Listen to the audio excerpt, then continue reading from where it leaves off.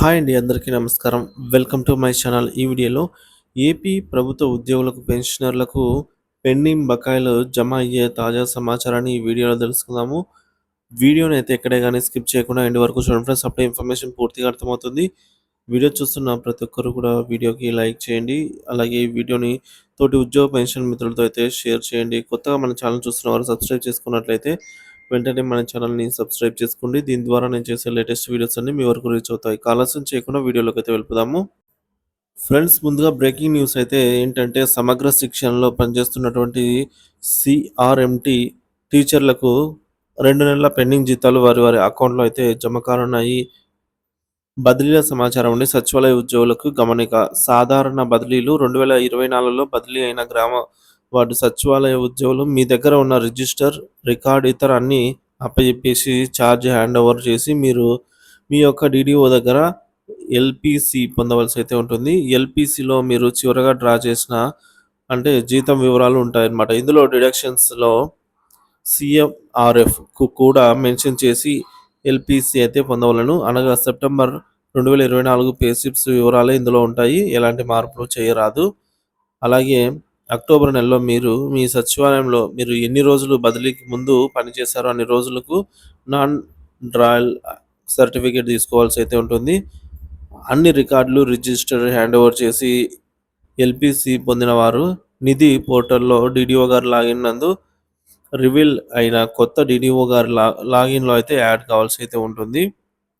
ఇకపోతే APGLI update అండి. ఇప్పుడు మన బేసిక్ పేలో 15% వరకు కూడా ఏపీజీఎల్ఐ ప్రీమియం మనం నిధి సైట్‌లోనే పెంచుకునే అవకాశం అయితే కల్పించారండి. కొత్తగా ఇది ఎలా పెంచుకోవాలో చూద్దాం. మొదటగా nithi.apcfss.inలో మనం ఓపెన్ చేసి సీఎఫ్ఎంఎస్ ఐడి మరియు పాస్వర్డ్ ఎంటర్ చేసి ఓటీపీ ద్వారా లాగిన్ అవ్వాల్సి అయితే ఉంటుంది.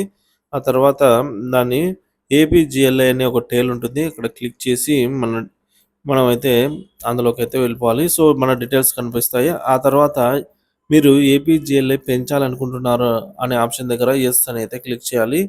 మీరు గత 3 ఏళ్లలో మెడికల్ లీవ్ పెట్టారా లేదా అని అయితే అడుగుతుంది ఆప్షను. పెట్టింటే యెస్ అని, లేదంటే నో అని అయితే సెలెక్ట్ చేసుకోవాలి. యెస్ అయితే సంబంధిత సర్టిఫికేటు, నో అయితే సదరు ధృవీకరణ పత్రాన్ని కూడా అప్లోడ్ చేయాల్సి అయితే ఉంటుంది. ఆ తర్వాత మీకు ఎంతవరకు పెంచుకునే అవకాశం ఉందో ఆపస్ చెప్తుంది.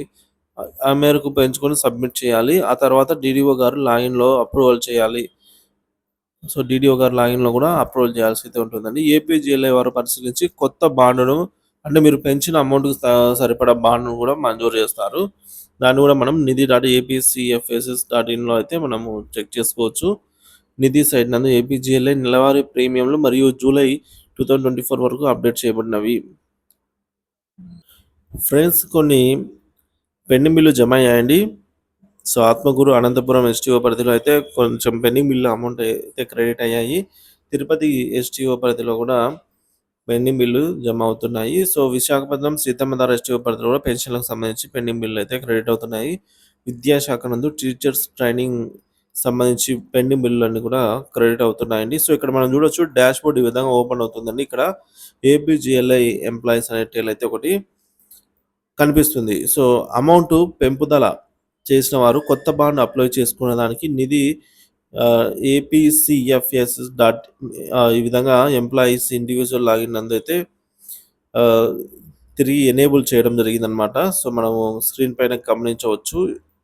ఇక్కడైతే ఆ విధంగా మనం చూసుకున్నట్లయితే ఇక్కడ recovery of enhanced premium month and year అనైతే ఉంది. ఏపీజీఎల్ఐ ప్రీమియం ఎన్హాన్స్ చేసుకునే వారికి బాండ్స్ అప్లై చేసుకోవడం, కొత్త వ్యక్తిగత లాగిన్‌లో ఏ సంవత్సరానికి ఏ నెలలో ఎన్హాన్స్ చేసుకున్నారనే ఆప్షన్ కూడా ఇవ్వడం జరిగింది. కావున బకాయి మిత్రులు వారి వ్యక్తిగత లాగిన్ నందు బాండ్స్ అప్లై చేసుకోవచ్చు. ఆ తర్వాత డీడీఓ గారి లాగిన్‌లో అప్రూవల్ చేస్తే బాండ్స్ అనేవి మనకు ఆ విధంగా డౌన్‌లోడ్ అవుతుంది అన్నమాట. ఇకపోతే ఏపీజీఎల్ఐ క్లోజర్స్ లోన్స్‌కు సంబంధించి సంబంధిత కార్యాలయం వారు బిల్లులు వెరిఫై చేయడంలో సమయం పడుతుంది. కానీ ఇప్పటికే సీఎఫ్ఎంఎస్‌కు సబ్మిట్ చేయబడిన అప్లికేషన్‌లు రాష్ట్ర వ్యాప్తంగా వేల సంఖ్యలో ఉన్నాయి. ఏపీజీఎల్ఐ చందాదారులలో ఏ ఒక్కరి అకౌంట్‌లో కూడా అమౌంట్ అనేది క్రెడిట్ అయినట్టు లేదు. ముందుగా ప్రభుత్వాన్ని కోరవలసింది తాత్కాలిక బడ్జెట్‌లో అయినా క్లోజర్స్ సంబంధించి లోన్ సంబంధించి కొంత బడ్జెట్‌ను కేటాయింపు జరపాలని. సీఎఫ్ఎంఎస్ వ్యవస్థలో బడ్జెట్ కేటాయింపు అనేది పేపర్ మీదనే ఉంటోంది. వాస్తవానికి ప్రభుత్వానికి ఏది అత్యవసరం అని అనిపిస్తే ఆ విషయాన్ని ముందుగా అయితే నిధులు ఖర్చు పెట్టడం జరుగుతుంది. రాష్ట్ర ఆర్థిక పరిస్థితి బాగోలేకపోవడం వల్ల ప్రభుత్వం తాత్కాలిక బడ్జెట్‌ను ప్రకటించడానికి ఆలోచించవలసిన పరిస్థితి అయితే నెలకొంది. ప్రభుత్వ ఉద్యోగులు సానుకూలత తెలిపి నిదానంగా వారికి రావాల్సిన బకాయిలను రాబట్టుకోగలగాలి అనైతే చెప్తున్నారు. వాస్తవానికి ప్రభుత్వం ఉద్యోగులకు రావాల్సిన జెడ్పీ, పీఎఫ్, ఏపీజీఎల్ఏ సరెండర్ లీవ్‌ల బకాయిలకు సంబంధించిన వివరాలను సంబంధిత శాఖల నుంచి తెప్పించుకుంటూ ఉంది. ఆ లెక్కలు కేవలం ఎంత బకాయిలున్నాయనే వివరాల కోసమేనా? లేదంటే ఏమైనా అమౌంట్ విడుదల చేయడానికనేది మరి కొద్ది రోజుల్లో తెలియనుంది. సంఘ నాయకులు సంబంధిత అధికారులను కలిసినప్పుడు వారు కొంత సానుకూలకంగానే మాట్లాడినట్టు జరిగింది. సో, ఏది ఏమైనప్పటికి కూడా ఇప్పటి పరిస్థితుల్లో ఒత్తిడి ద్వారా కాకుండా కొంత లౌక్యతతో ప్రభుత్వం నుంచి బకాయిలు రాబట్టుకోగలిగితే అదే మంచిది అని చెప్తూ ఉన్నారు. ఫ్రెండ్స్ ఇక్కడ కొన్ని అరియర్ బిల్స్ అయితే జమ అవుతున్నాయని చూడొచ్చు. అన్ని రకాల leave salary bills, increment arrears అలాగే సప్లిమెంటరీ బిల్స్‌కి సంబంధించి అమౌంట్స్ కొంతమందికి క్రెడిట్ అయినట్టు చెప్తున్నారు. సో, సరెండర్ లీవ్ అమౌంట్ ఇంకా క్రెడిట్ కాలేదు. వాటికి చాలా సమయం పడుతుందనేది కూడా మనం గమనించవలసిన అంశము.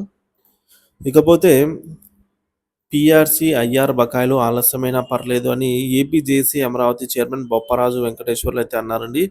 12వ పీఆర్సీ కమిషన్ అలాగే ఐఆర్ 11వ పీఆర్సీ బకాయిలను ఆలస్యంగా చెల్లించినా పర్వాలేదని, ఉద్యోగుల రిటైర్మెంట్, సరెండర్ లీవ్, జీపీఎఫ్ డబ్బులను మాత్రం వెంటనే చెల్లించాలని AP JAC Amaravati chairman Bopparaju Venkateswarlu ప్రభుత్వాన్నయితే డిమాండ్ చేశారు.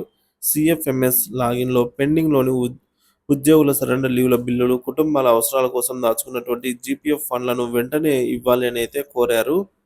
సో, కర్నూలులోని రెవెన్యూ భవన్‌లో ఆయన మీడియాతో మాట్లాడారు. పోలీసులకు సరెండర్ లీవ్ బిల్లు బకాయిలను దసరాలోపు చెల్లించాలని కూటమి ప్రభుత్వంపై ఉద్యోగులు ఎన్నో ఆశలు పెట్టుకున్నారని, రాష్ట్ర ఆర్థిక పరిస్థితి బాగోలేకపోవడానికి తాము అర్థం చేసుకుంటున్నామని కూడా చెప్పారు. సో, కానీ ఉద్యోగులైతే ఈ పెండింగ్‌లో ఉన్నటువంటి పీఆర్సీ బకాయిలైతేనేమి, ఈ విధంగా డీఏ బకాయిలు, ఎస్ఎల్స్, TS, DS, GPF, APGLI, DR ఇవన్నీ కూడా చెల్లించాలి అని చెప్పేసి కోరుతున్నారండి. ఈ తొందరగా. ఎందుకంటే మొన్న జరిగినటువంటి వరదల ప్రభావంలో సీఎం రిలీఫ్ ఫండ్‌కు అమౌంట్ ఒక్కరోజు మూల వేతనాన్ని ఈ విధంగా అయితే ఉద్యోగ సంఘాలు ప్రభుత్వానికి ఇచ్చాయో, అదే విధంగా ప్రభుత్వం నుంచి కూడా ఈ పెండింగ్ బకాయిలను రాబట్టగలగాలని ఉద్యోగ పెన్షన్లు కోరుకుంటున్నారు. పెండింగ్ బిల్లుల లిస్టు చూసుకున్నట్లయితే ఎస్ఎల్స్, GPF, APGLA, medical reimbursement bills, pensioner arrear bills, పోలీసులకి పోలీస్ డిపార్ట్‌మెంట్ వారికి ఎస్ఎల్స్, హెల్త్ డిపార్ట్‌మెంట్ వారి అరియర్ బిల్స్ తదితర బిల్స్ అన్నీ కూడా ఇంకా పెండింగ్‌లోనే ఉన్నాయి. ఈ విధంగా డీఏ, డీఆర్ అరియర్స్ 18 నెలల చెల్లింపులు ఈ విధంగా 3 సమాన వాయిదాలు అంటే సెప్టెంబరు, డిసెంబర్, మార్చి నెలల్లో చెల్లించవలసిన అరియర్స్ చెల్లించలేదు. అలాగే 11 పీఆర్సీ బకాయిలు 10% 2024లో చెల్లించాల్సినవి కూడా వెంటనే చెల్లించాలని అయితే కోరుతున్నారు. సో, దీనిపై మీ అభిప్రాయాన్ని కామెంట్ ద్వారా అయితే తెలియజేయండి. Thank you for watching this video.